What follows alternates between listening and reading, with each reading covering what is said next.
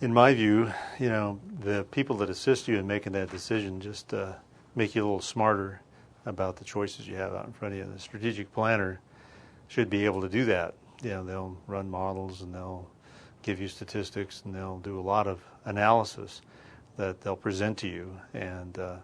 But I think it's important the line officer realize that they have to be engaged and make that decision based upon the advice given. And the strategic planner, with the tools they have, with the models they have, with the experience they have, with all the various skills they bring to the table, just helps do that.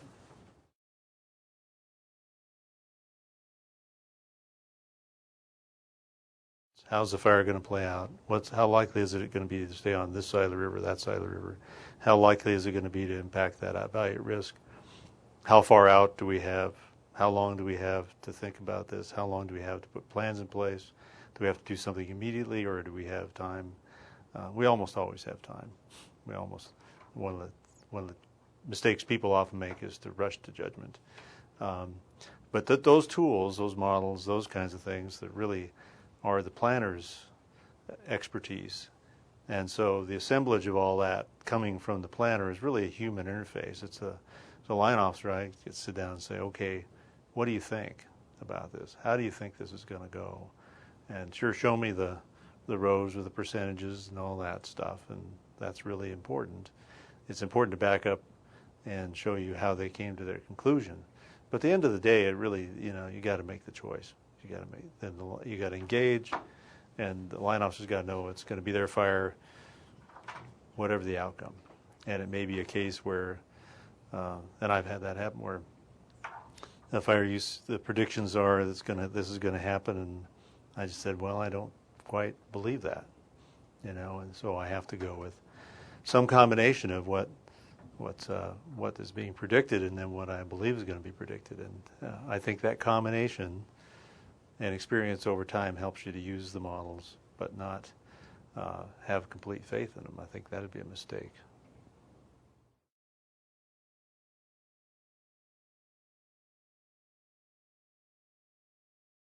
It raises the level of complexity when you have, as we often do, have a dozen starts or something, and right then it's often a triage kind of situation. You say, well, which ones do we want to keep as potential to utilize that fire, and which ones do we want to just wipe the slate clean of?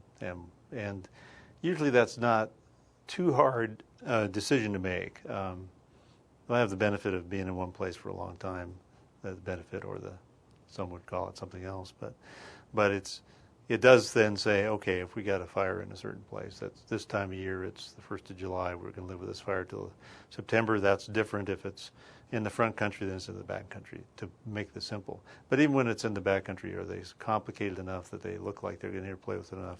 We're going to need some kind of planning capacity we don't have to figure that out. And we have time to if they're not ones that we've triaged and said we're going to staff those fires and take them off the books. Or it may be one fire that, I've often liked to say that the fire you most want to have is the fire that's the most difficult to have, because that's the one that will give you the most benefit for the future in terms of fuel reduction closer to values at risk, to private land or whatever. So you may have one of those start and you say, well, I have a little time, and maybe this one fire has enough potential, if we use it for a benefit, that we're going to need to scope out all the complexities of dealing with smoke in roads, fire close to communities, that kind of thing. So what will go through my mind is how complex, I guess, is it likely to get, and how fast, and what's the time of year? Are we really likely to start this long-term event now? Because the first decision is pretty critical, whether we decide to suppress the fire or to try and use it. But there's always time to take a deep breath, collect your thoughts, gather some trusted advisor around you and say, am I nuts, or are you seeing the same thing I am? And hopefully they'll tell you if they think you're nuts. So.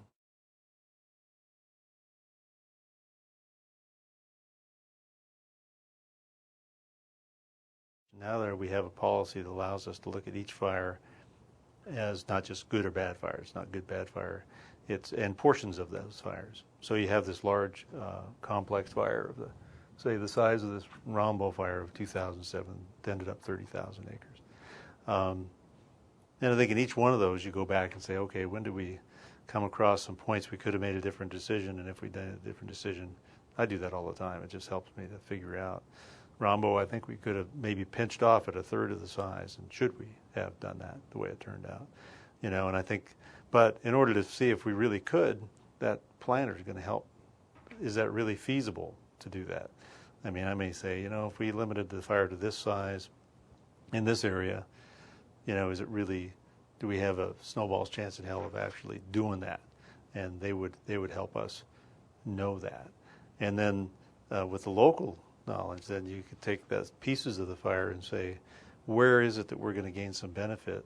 Can we logically move the fire in that direction in the right time to accrue that benefit? Say it's a stand, a monoculture where we can punch some holes in the carpet and create some diversity, or could it be one of those places where, I'm just off the top of my head, I'm thinking of many drainages that are lined for late fall wind events, and every time we get a fire in one of those drainages, we were just waiting for that September cold front. And if we had a fire that was out ahead of one of those, that before that September cold front, that we could create a little bit of a pattern out there to work with later, could we do that and still manage for the values that we're trying to protect? Well, maybe we're full suppression on another part of the fire. But I think we have that option. I think we just have to now try and think through what, if it's possible, to the strategic planner, let's get our best fire minds around and say, could we do this? Can I have this the way I'd like to have it? And we've tried that in fire use before. We've taken short sections of fire use fires, and we've slowed the fire down, not put it out, but slowed it. We've managed that fire to try and gauge the pace of the event, if you will, the size of the event without holding it. It's not commonly done, and one of the challenges is, of course, going to be resources that we bring in that are used to doing something else, but they're ready to do that if we make clear our intent as to what we're trying to do. And I've Monday morning quarterbacked several times where I don't think, personally, I made my intent clear enough to what we were trying to do, and then you'd use that to learn from and say, okay, let's be a little clearer. But each one of those fires now, the great thing about it is I really do think that this is an evolution out of fire suppression and fire use to fire management that allows us then to say, of this 30,000 acre fire, we want to put all the effort we can into suppressing this part of it, but over here it's burning into roadless, it's burning into backcountry. We don't have the public at risk, and we don't want to put our firefighters at risk. And we can see some benefits in regenerating white bark pine or aspen or creating better habitat. So I think we sort of have to free our minds up to think creatively about what can we really do here, and then ask the strategic planner again that question: is this a reasonable question to be asking? Can you foresee how we would do that? And then the fire management and the team, the operations person on the team or the IC were saying, how do you feel about doing this? Knowing where you're going to end up with this fire September 1st, waiting for a dry cold front. On our district, that's one of the things. Well, when is it going to hit?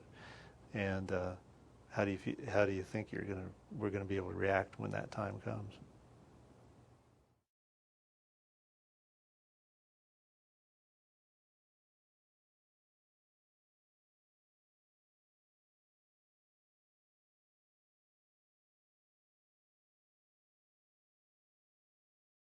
You can raise that comfort level perhaps by bringing in this expert person who can have something more than the seat of the pants estimate that I might bring and say.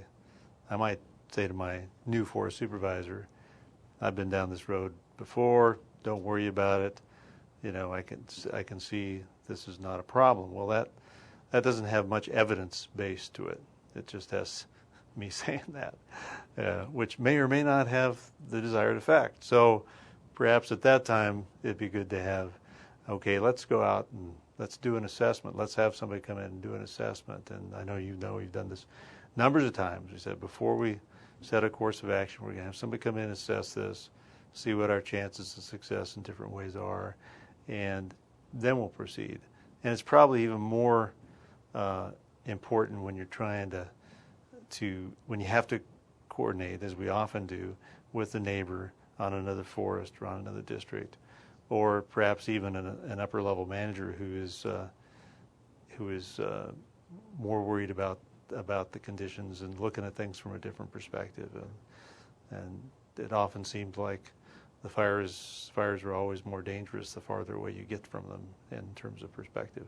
And we might just be able to bring that down to, okay, here's what we're really looking at, and not just by my seat of the pants effort, but here's some data, here's some analysis that you can hang your hat on, or at least use it to support what you end up doing.